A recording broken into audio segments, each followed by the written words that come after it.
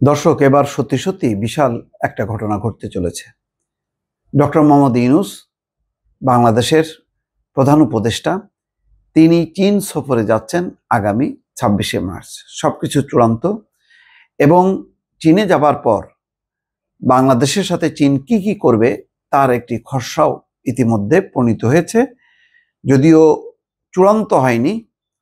চূড়ান্ত না হবার কারণ হচ্ছে ডক্টর মোহাম্মদ ইউনূসের এই চীন সফরকে ঘিরে ইতিমধ্যে ভারতে উত্তেজনা দেখা দিয়েছে শাসক মহলে। মার্কিন যুক্তরাষ্ট্র তীক্ষ্ণ নজর রাখছে। মার্কিন সামরিক কমান্ডাররা ছুটে আসছেন ডক্টর মোহাম্মদ ইউনূস চীন সফর যাওয়ার আগেই।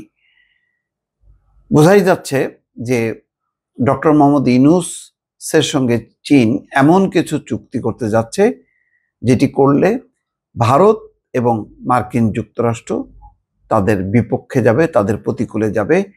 আর চীন চাচ্ছে যে একেবারে ঢাকা বাংলাদেশের সঙ্গে একাত্ম হওয়া। এই কারণে এক চীন নীতিতে ঢাকাকে ২০০৫ সালের অবস্থানে নিয়ে যেতে চাইছে বেইজিং। তার মানে এক চীন নীতি। এই নীতি পশ্চিমাদের বিরুদ্ধে। পশ্চিমারা চায় না এই যে এক চীন নীতি, এবং এটি নিয়ে বহু ঘটনা ঘটেছে। চীনের সঙ্গে বহু দেশের তিক্ততা, এবং ভারতের সঙ্গে এই তিক্ততাও একটা মূল কারণ। সেই অবস্থানে ঢাকাকে নিয়ে যেতে চায় চীন। তবে এখনই জিডিআইতে যোগ দেবে না বাংলাদেশ। চীনের সাথে বিভিন্ন রকম চুক্তি বা জোটে যোগ দিচ্ছে না।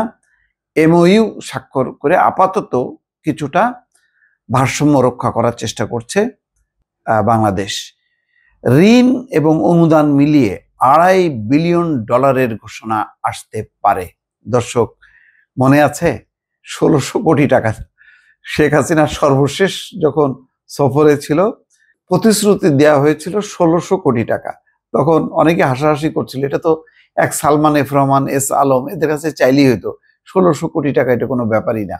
এবার $2.5 বিলিয়ন ঋণ এবং অনুদান মিলিয়ে ঘোষণা আসতে পারে।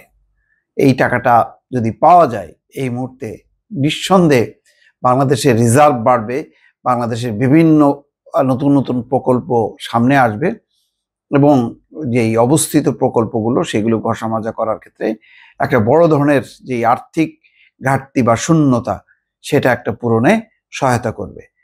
নানা খাতে 7টি সমঝোতা স্মারক সইয়ের প্রস্তুতি, রোবোটিক, ফিজিওথেরাপি ও রিহ্যাবিলিটেশন কেন্দ্র স্থাপন সহ আসবে আরো কিছু কেন্দ্র। যদিও এখানে কিন্তু তিস্তাকে ফোকাস করা হয়নি, কিন্তু সম্ভবত তিস্তার ব্যাপারেও একটা অনেক দূর অগ্রসর হবে, যেটি ভারত কোনোভাবেই টলারেট করবে না। এবং তিস্তাকে কেন্দ্র করেই মূলত ঢাকা এবং বেইজিং এর সম্পর্কের ফাটল ধরেছিল শেখ হাসিনার সঙ্গে। সেই অবস্থাটা এখন পরিবর্তন হয়েছে। এখন বাংলাদেশ স্বাধীনভাবে চীনের সাথে সম্পর্ক রাখতে চায়, ভারতের সাথে রাখতে চায়, পাকিস্তানের সাথেও রাখতে চায়। আর শুধুমাত্র ভারতমুখী কোনো পররাষ্ট্রনীতি বাংলাদেশ যে মেনে নেবে না এটা পরিষ্কার। কিন্তু চীনের সাথে কোন কোন খাতে কি কি বিষয়ে চুক্তি হবে না হবে তার উপর নজর রাখছে চীন এবং মার্কিন যুক্তরাষ্ট্র। প্রধান উপদেষ্টা অধ্যাপক মোহাম্মদ ইউনূস চীনে তার প্রথম দ্বিপক্ষীয় সফরে প্রেসিডেন্ট শি জিনপিং এর সঙ্গে শীর্ষ বৈঠকের পাশাপাশি ব্যবসা ও বিনিয়োগ নিয়ে 4টি আলাদা বৈঠক করতে যাচ্ছে। 28শে মার্চ বেইজিং এর শীর্ষ বৈঠকের পাশাপাশি দেশটির শীর্ষ ব্যবসা প্রতিষ্ঠানগুলোর শীর্ষ প্রতিনিধিদের সঙ্গে ব্যবসা ও বিনিয়োগ নিয়ে আলোচনা করবেন। দুই দেশের কূটনৈতিক সূত্র বলছে, বাংলাদেশের পক্ষ থেকে সম্পর্কের 50 বছর পূর্তি সামনে রেখে সামগ্রিক রাজনৈতিক সম্পর্ক জোরদারের আকাঙ্ক্ষা ব্যক্ত করা হলেও অর্থনৈতিক খাতে সহযোগিতার অগ্রাধিকার থাকবে। আর চীনের দিক থেকে জোর থাকবে সামগ্রিক রাজনৈতিক সহযোগিতায়।